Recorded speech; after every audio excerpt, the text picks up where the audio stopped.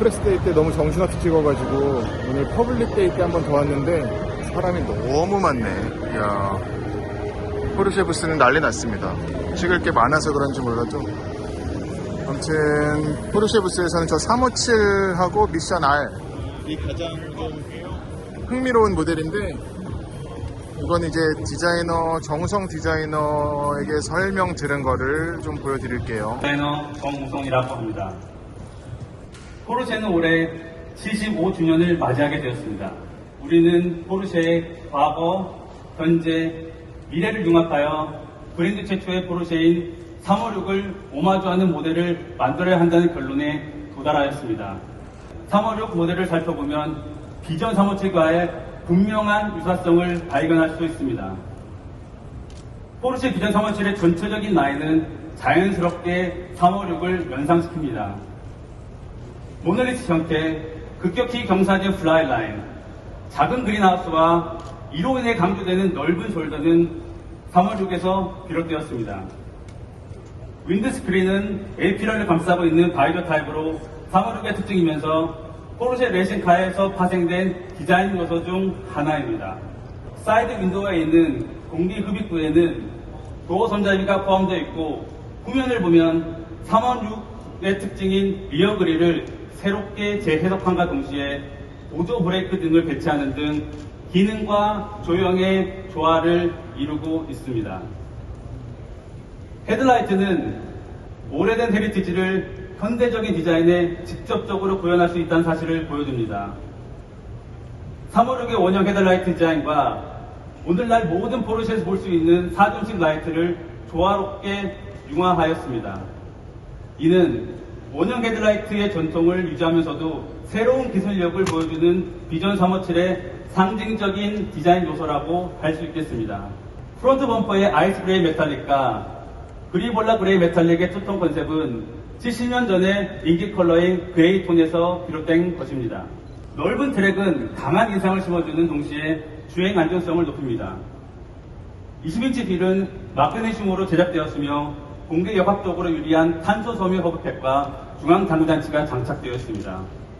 휠은 시각적으로 전설적인 포르쉐 356A와 356V의 연상시킵니다. 비전 357은 미래지향적이면서도 모든 포르쉐 모델과 마찬가지로 스포츠카로 태어났습니다.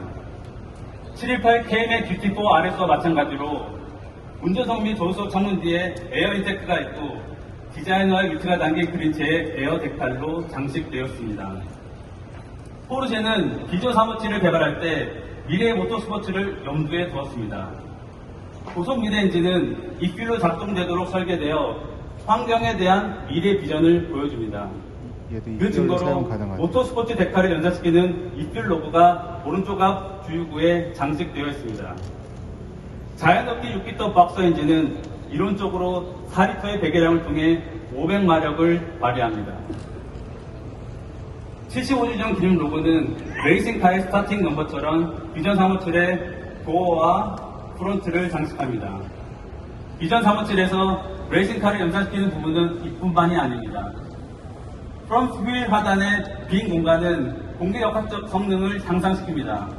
또한 경량화를 위해 사이드 실에는 천연섬유 강화 플라스틱을 사용했습니다. 전통적인 사이드미러 대신 비전 357에는 프론트 팬더에 카메라가 장착되어 있습니다. 포르쉐의 뿌리인 모터스포츠 DNA는 컨셉카에서도 절대 타협되지 않는 가치입니다.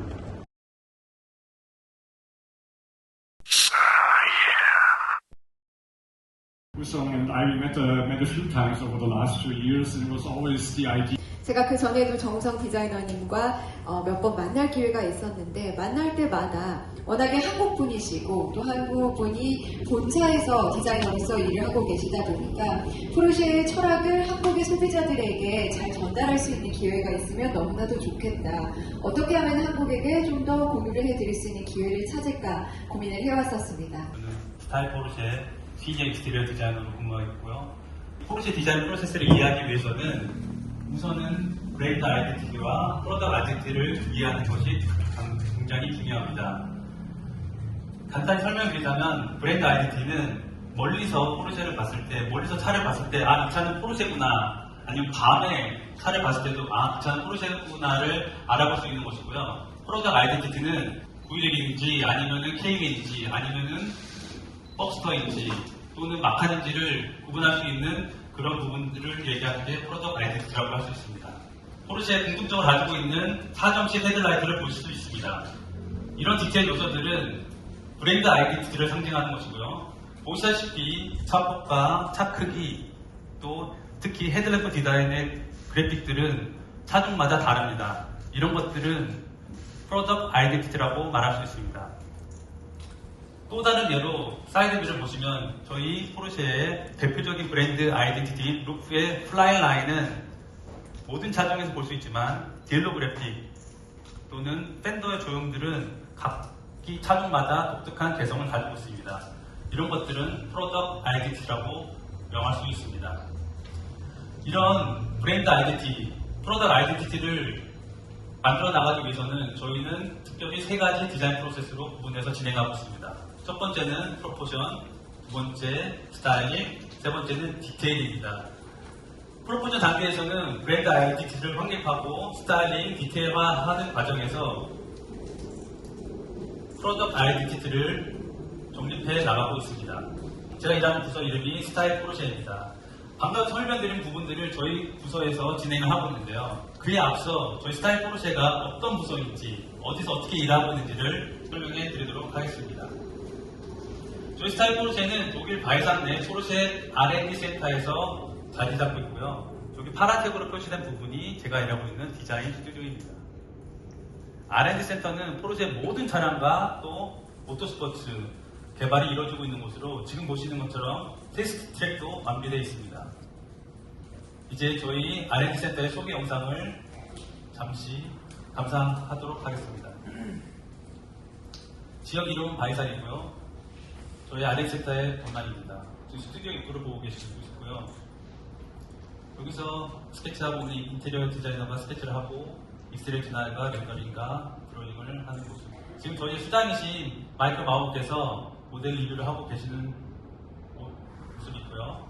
앞서 보신 영상에서 잠깐 등장하신 마이클 마우는 저희 스타일 포르쉐의 최고 책임자입니다. 그는 브랜드 아이덴티티는 기능을 따를 때 만들어진다 라는 말을 저희 디자이너에게 항상 강조하십니다. 이번 비전 357 발표 때 언급한 형태는 기능을 따른다 역시 미와 기능의 조화를 추구한다는 점에서 그의 말과 일치합니다. 디자인 사무실이라고 항상 화려하고 섹시하지만은 않습니다. 또 저렇게 한 구석에서 조립도 하고 저렇게 워크샵에서 마스크를 쓰고 고글을 쓰고 작업도 하기도 합니다. 또 디자이너들이 필요할 때면 지하실에 내려가 서로 그림을 그리면서 스트레스를 풀기도 하고요. 어려운 프로그래밍을 하기도 합니다. 차를 분해해서 분석하기도 하고 도자기를 빗듯이 차를 즉 클레이, 점토로 다듬고 만들기도 합니다.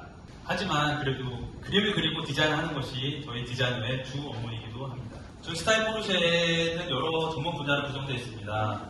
저희는 크게 8개 부서로 구분하였는데 익스테리어, 모델링, 라이트 디자인, 필 디자인, 인테리어 디자인, 컬러 엔트리, 유저 익스피리언스, 버추얼 리얼리티로 총 8개 부서로 나눠져 있습니다. 포르쉐를 포르쉐처럼 보이게 만든 요소는 과연 무엇일까요? 이는 확고한 디자인 철학이 있기 때문입니다. 물론 스튜디오의 바람은 외부의 영향을 전혀 받지 않고 자신이 원하는 대로 제품을 디자인하는 것입니다. 하지만 현실은 꼭 그렇지만은 않습니다.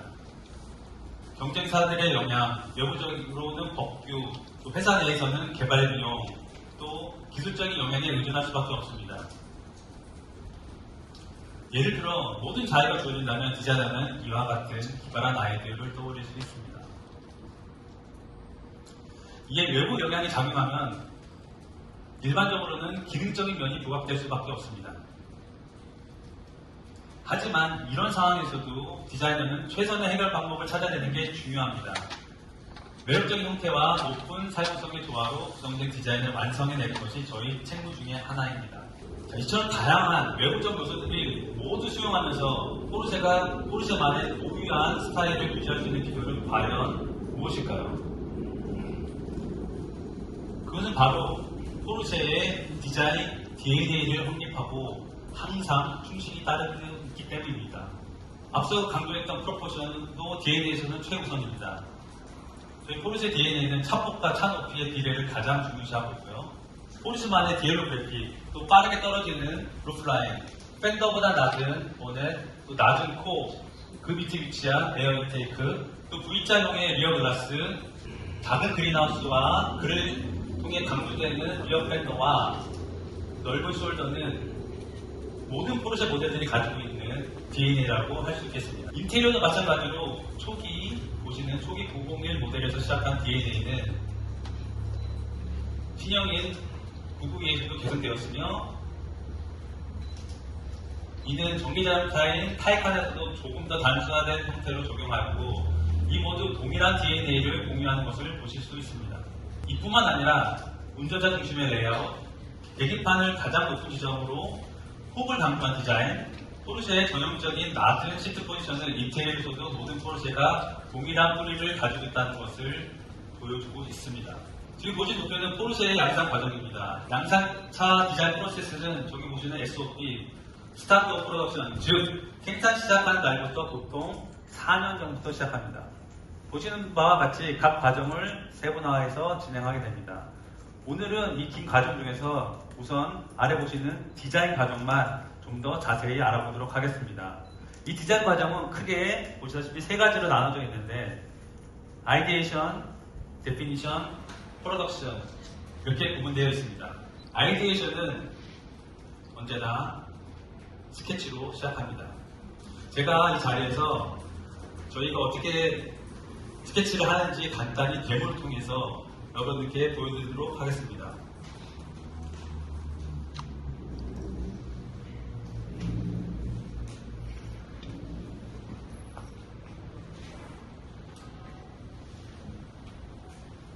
자동차의 디자인의 시작은 굉장히 모든 사이드 뷰에서 시작한다고 봐도 과언이 아닙니다. 사이드 뷰는 자동차의 거의 모든 면들을 보여줄 수 있는 뷰로서 기본적으로 휠 베이스, 오버행 등을 보여줄 수 있는 가장 중요한 뷰라고 말씀드릴 수 있습니다. 포르쉐를 그리는 게 어렵지만 한편으로는 쉽다고 말씀드릴 수 있는 게 제가 앞서 설명드렸던 저희 포르쉐 DNA를 참고하고 유지하려고 하다 보면 자연스럽게 포르쉐가 탄생되는 겁니다. 앞서 강조했던 플라이 라인, 빠른 루프 라인을 보고 계시는데요. 또 9일 만에 개성적인 디엘로 그래픽, 또 포르쉐가 가지고 있는 소위 컴포트리라고 있는 아름다운 밴더 라인을 접목시키면 단숨에 포르쉐가 그려지고 있습니다. 또 앞모습에서는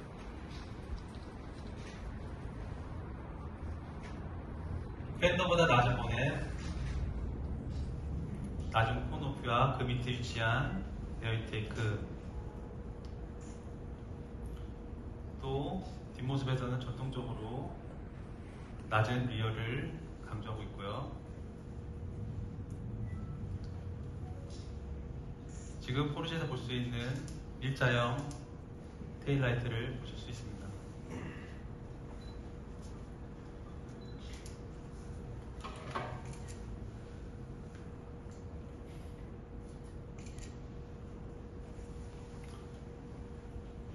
이렇게 디자이너들은 스케치를 통해서 자신의 아이디어를 발전시킵니다. 자, 우선 가장 중요한 사이드가 완성이 됐으니 이 디자인을 토대로 제가 리어뷰를 그려보도록 하겠습니다.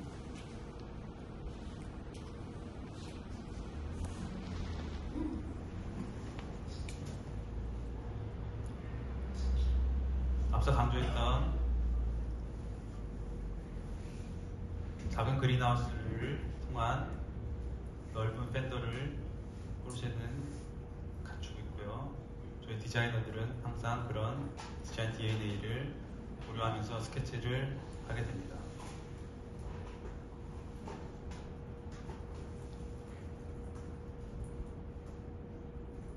브랜드 아이덴티티라고 할 수 있는 일자형 테일라이트고,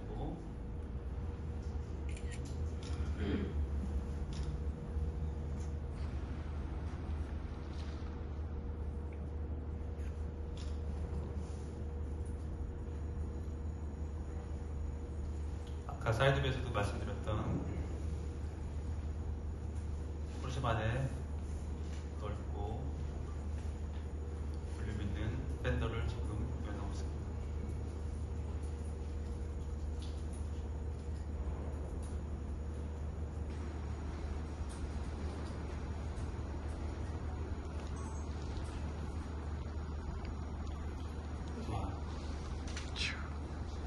앞모습을 시연할 텐데요.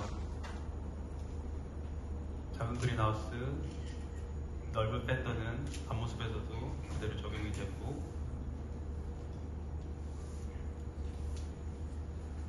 우일만의 개성이라고 할 수 있는 동그란 헤드라이트를 보실 수 있습니다.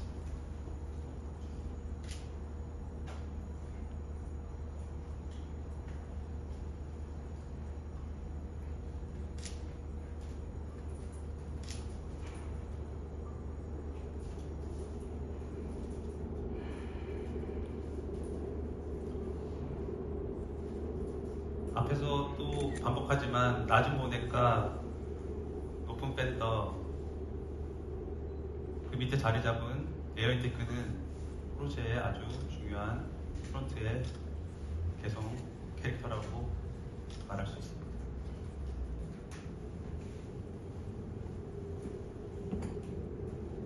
브랜드 아이덴티티인 4점식 헤드라이트도 빠질 수 없습니다.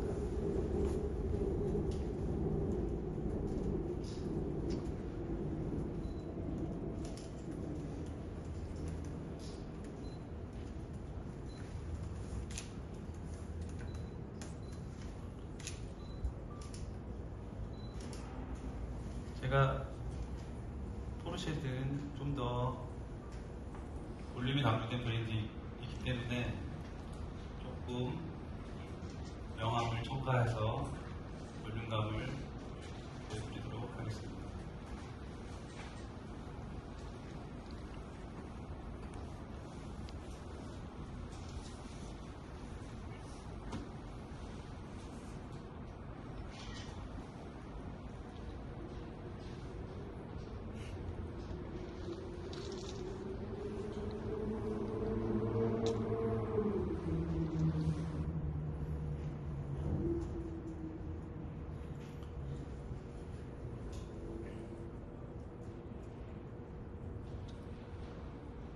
스케치가 끝나고 나서 디자인을 이렇게 빼놓을 수 없는 곳이 바로 사인입니다.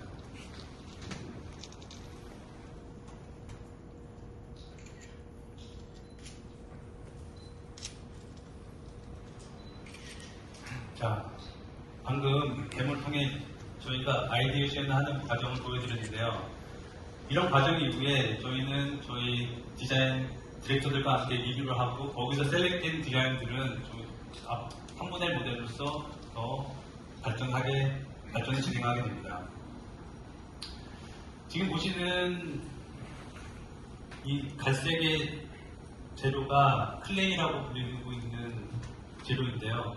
클레이에 대해서 알고 계시는 분도 있겠지만 모르시는 분도 계시다고 생각해서 제가 간단히 설명을 드리겠습니다.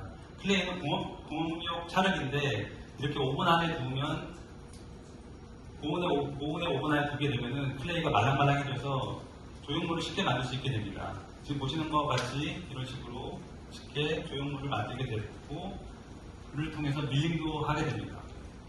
이렇게 밀링을 하거나 조형물을 만들고 나서는 실온에 좀 오래 놔두게 되면은 클레이가 딱딱해져서 지금 보시는 모델러가 작업하는 것 같이 조금 더 세심하고 세밀한 작업까지 진행할 수 있는 그런 재료 중에 하나입니다. 그렇기 때문에 저희 디자인 스튜디오에서는 클레이를 정말 많이 사용하고, 저희가 저 포르쉐에서는 없어서 안 되는 툴 중에 하나라고 말씀드릴 수 있습니다. 인테리어도 마찬가지로 스케치에서 시작되면 인테리어 디자인 초기 단계에서는 앞서 보신 익스테리어와는 조금 다르게 피지컬한 모델을 만들지는 않습니다. 이보다는 이렇게 VR 고글을 통해서 디자인을 검토하는 경우가 많습니다. 최근에는 VR 기술이 많이 발전돼서 실제와 많이 큰 차이가 없는 인테리어 디자인 시연을 할 수 있게 되었습니다. 방금 말씀드린 VR 고글 시연을 제가 잠깐 동영상으로 제작해 보았는데요. 지금 보고 계신 차는 미션 R이라는 차인데 다 알고 계시나요? 그 시연을 이 차를 기반으로 제작을 했는데 모르시는 분도 계실 수 있다고 생각해서 제가 이 차에 대해서 간단히 소개를 해드리겠습니다. 포르쉐 미션 R은 재작년 IAA에서 발표되었던 컨셉카로 모터스포츠를 위한 순수 전기차 비전을 포르쉐에서 제시하였습니다. 이번 서울 모빌리티 쇼에도 전시가 되었으니 포르쉐 전시장을 찾아주셔서 비전 357뿐만 아니라 미션 R도 관심 있게 봐주셨으면 좋겠습니다. 자, 그러면 시연 장면을 보시도록 하겠습니다. 이 고글을 쓰고 차에 다가가서 익스테리어를 지금 관찰하고 있습니다.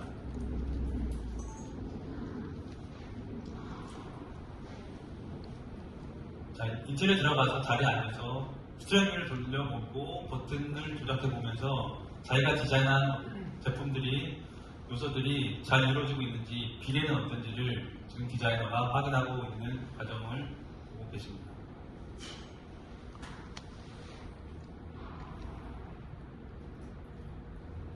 자, 방금 디자인된 인테리어를 바탕으로 유저 인터페이스와 같은 다른 제품도 사용성을 고려한 디자인을 시작하게 됩니다. 또 컬러 트립 팀은 이미 첫 단계 컨셉을 이때 시작하게 됩니다. 이번에도 미션 R을 예시를 들어 저희가 새롭게 도입한 3D 스캐너에 대한 시연 동영상을 보여드리도록 하겠습니다.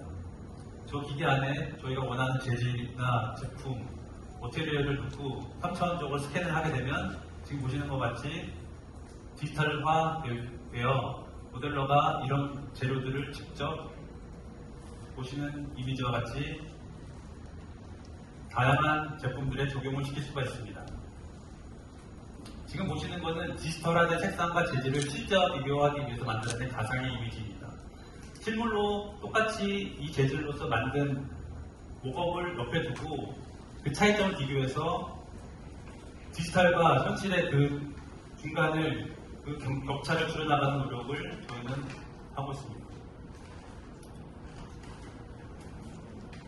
이렇게 안전벨트와 같은 복잡하고 어려운 재질, 또 천연 소매와 같이 까다로운 소재도 유사한 방식으로 실사처럼 시각화할 수 있습니다.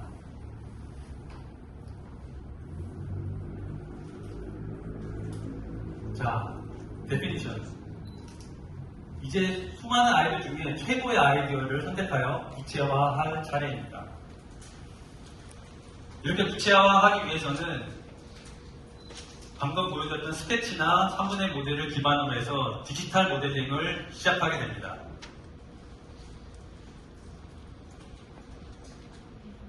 디지털화하는 과정 시연 동영상을 또 준비해 보았습니다. 오른쪽에 디자이너, 왼쪽에 모델러가 지금 스케치를 기반으로 해서 3D 모델링을 하는 과정을 보고 계십니다. 자동차에서 디자인의 사이드가 굉장히 중요합니다. 방금 보신 패키지를 기반으로 해서 지금 사이드 뷰를 모델러가 작업하고 있습니다. 스케치와 마찬가지로 3D 모델링에서도 선이 굉장히 중요합니다. 이렇게 보듯이 보는 바와 같이 라인들을, 즉 저희는 소위 캐릭터 라인을 부르고 있는데요. 이런 캐릭터 라인들을 하나하나씩 스케치와 마찬가지로 잡아나가게 됩니다. 이렇게 캐릭터 라인들이 구축이 되면 그걸 통해 좀 더 3차원적으로 그 면과 선들을 연장하여 스케치에서 보여줬던 캐릭터와 느낌들을 살려나가고 있습니다. 지금은 A필러를 작업하는 모습이고요. 이렇게 완성된 라인들을 이제는 면으로서 볼륨을 찾아 나가고 있는 단계입니다.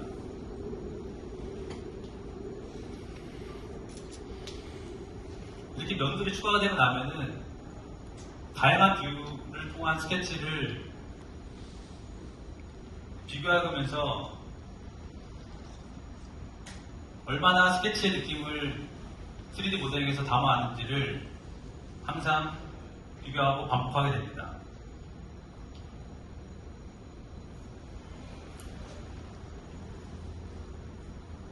방금 보신 디지털 모델링 과정을 완성작까지 보여주는 타임레슨입니다. 이렇게 지난 과정을 보시면서 얼마나 그동안 디자인이 많이 바뀌었고 어떤 식으로 디자인이 변화됐으며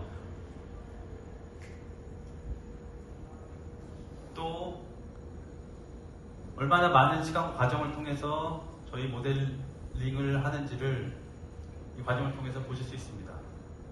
지금 중간 과정에서 완성품과 비슷한 디자인이 나왔는데요. 이 나머지 과정들은 정말 디테일을 위한 파인 튜닝이라고 하죠. 다듬어 가는 과정이라고 보실 수 있습니다. 인테리어는 조금 다른 개념입니다. 아까 보시다시피 익스테리어는 선과 면으로서 작업을 했다고 한다면 인테리어는 조금 더 볼륨에 강조한 모델링으로 접근을 합니다. 지금 보다시피 손잡이는 폴리곤으로 모델링 작업을 한 것으로 이는 넙스 개념이 아닌 폴리곤 개념으로 인테리어에서 좀 더 적합한 모델링 과정이라고 말할 수 있습니다.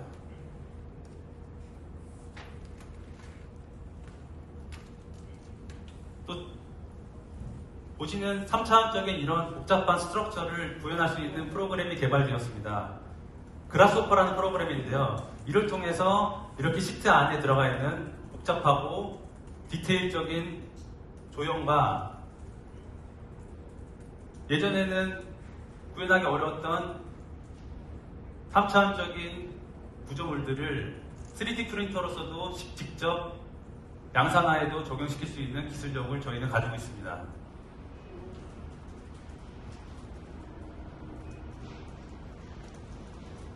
자, 지금까지 디지털 모델링 과정에 대해서 소개시켜 드렸는데요. 저희 포르쉐에는 이렇게 디지털 모델링뿐만이 아니라 클레이 모델도 정말 중요한 역할을 하고 있습니다. 이 과정을 통해 저희 포르쉐는 더욱 진정한 장인 정신을 발휘하여 높은 품질의 디자인을 구현하고 있습니다. 사진에서 보다시피 디자이너들이 모델에 테이핑을 하고 있는 모습을 보고 있습니다. 저렇게 1대1 모델에 테이핑을 하고 모델러들과 소통하며 모델을 발전시키는 것은 디자이너의 아주 중요한 역량이라고 할 수 있습니다. 인테리어 모델에서는 이제부터 1대1 모델을 인테리어에서도 이제부터 1대1 모델을 만들기 시작합니다. 이렇게 디자이너가 직접 앉아서 만져보고 사용하며 본인 스스로가 인체공학적인 설계와 개념을 처음으로 체험하면서 자신이 했던 디자인을 더 발전시킬 수 있는 과정을 거쳐나가게 됩니다. You save my arms. 자, 이번에는 완성된 클레이 모델을 평가하는 방법에 대해서 설명해 드리도록 하겠습니다. 보시는 사진과 같이 저렇게 일광이 비치는 투명장에서 모델을 평가합니다. 하지만 앞서 보셨던 클레이 모델들은 무광이며 색깔이 갈색이라서 실제적인 차의 질감을 재현할 수가 없습니다. 그래서 사용한 것이 바로 다이녹입니다. 이것은 한국에서는 시트지나 필린지와 같은 개념으로 따뜻한 물에 담그면은 다이녹이 팽창을 하여 이렇게 클레이 모델에 붙일 수 있게 됩니다. 이렇게 함으로써 클레이 모델임에도 불구하고 실제 페인트 한 것 같은 효과를 얻을 수 있게 됩니다. 지금 보시는 사진은 반쪽만 클레이 모델이고 반쪽은 다이녹을 입힌 모델입니다.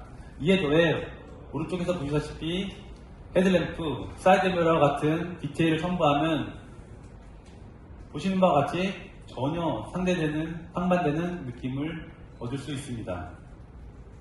확연한 차이가 바로 보이실 거라고 생각합니다.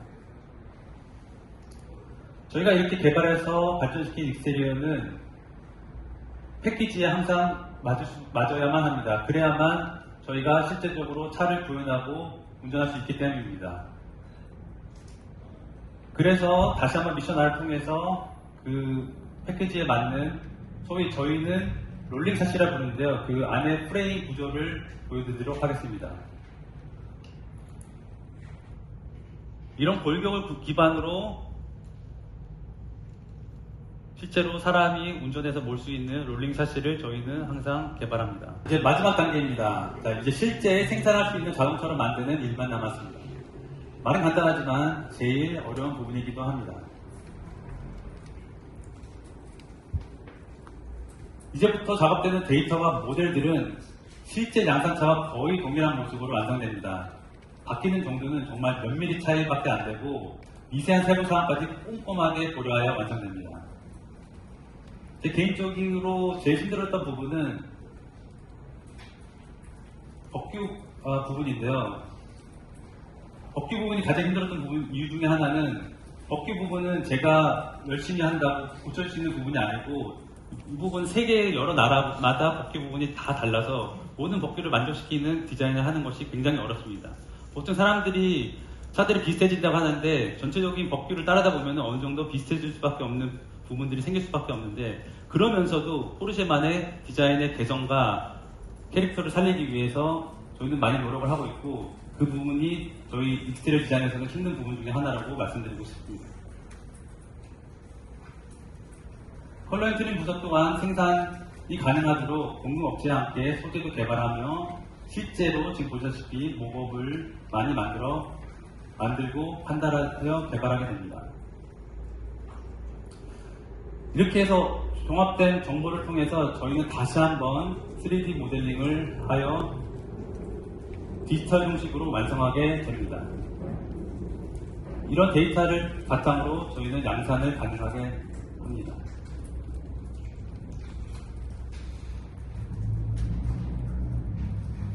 이제 디자이너들이 면의 퀄리티나 볼륨을 확인하기 위해 특별한 쉐이딩 기법을 사용합니다. 아마 기자분들께 좀 독특한 기법이라 흥미로울 것 같아서 제가 따로 준비해 보았습니다. 이 쉐이딩은 얼룩말처럼 생겼다고 해서 지브라라고 불리는데 이 기법을 사용하면 디자이너들은 모델의 면과 볼륨이 어떻게 형성되는지를 정확하게 파악할 수 있습니다.